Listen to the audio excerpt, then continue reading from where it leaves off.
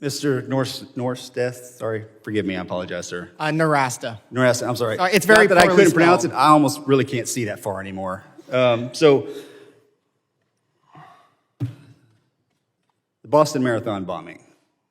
The bombing of the Twin Towers in the 1990s, 93, February, if I'm correct. 9/11. I consider those terrorist attacks through terrorist organizations. And I've heard some statistics from my colleagues that that's not considered a foreign-born terrorist attack because they were documented or registered in the United States. Can you clarify that for me?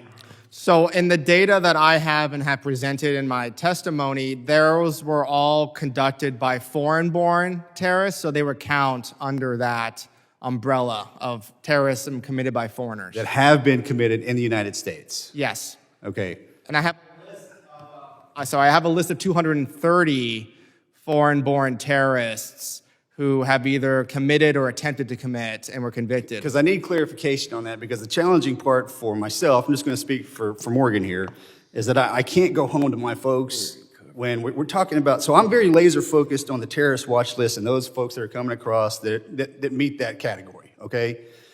Because I can't say they were foreign-born terrorists, but they were legalized in America, so we can't count that. So they're definitely foreign-born if they were born outside of the United States. Even if somebody is a legal immigrant and a terrorist and becomes an American citizen, I count them as foreign-born, just like the U.S. government does. Okay, when I speak about the terrorist watch list and those individuals that are listed on it, have you ever been in Iraq, Afghanistan, Africa? Have you ever been to a theater of war? No. Have you ever experienced anything catastrophic? Have you ever been engaged in a gunfight? That may be a silly question, but I need to know these answers. I have had a gun pointed at me, but I have not been involved in a amazing. gunfight. It's an amazing experience, isn't it? That's a nice euphemism for it. Yes, it is. I'm trying to be genuine in here, and I'm trying to be simple in here. I guess the best way to say that. So, have you ever read the book or seen the documentary Terror of Beslan, the school siege in Russia? I've not seen the documentary, but I've seen footage of that attack. Okay, so that's the terrorist organization came in and took over a school. A certain number, and it was a massacre, right? And when I see this list, the terror list, is what I'm talking about here, my concern is it only takes one. It only takes one terrorist to perform an extreme act of violence. Man, me and that man right there, Mr. Crane, have been in multiple gunfights. Multiple VBIED explosions, multiple suicide bombs overseas in the theater of war. And a lot of times, it was one person. One. And if we can do anything and everything we can to prevent, capture, kill any terrorist that's coming into this country, that's what needs to happen. I walked shoulder to shoulder with Mr. Goldman in New York City 2 weeks ago on 9/11. 9/11. The museum is beyond humbling. I don't want anything like that to ever happen again in this country. And it seems like and I hate to say this, but we're getting caught in the political jargon right now. That should not happen when we're trying to protect American citizens.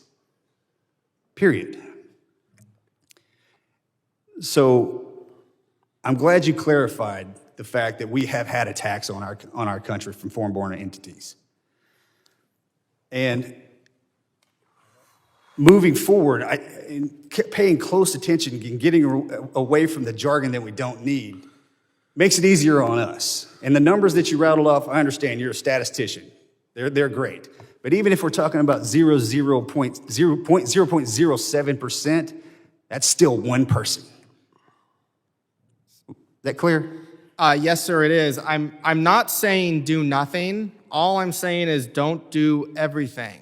We have to consider, you have lots of different security threats. You have to allocate scarce resources to save the greatest number of lives. If we don't do everything, that one thing we don't do is going to get us killed. Well, I hate to be the bearer of bad news, but it is impossible to do everything. Do you want to spend 100% of U.S. GDP on counterterrorism? Okay. I don't know if you know my background or not, or that man sitting over there, but Our job was to do everything, period. And that's why we were 99.9% successful. Thank you for your time, sir. Mr. Magaziner, sir, you're recognized for 5 minutes. Thank you, Chairman. Listen, I agree we should do everything we can to secure the border and protect the American people. Everything should have included passing the bipartisan border plan that Senate Republicans, Senate Democrats, and the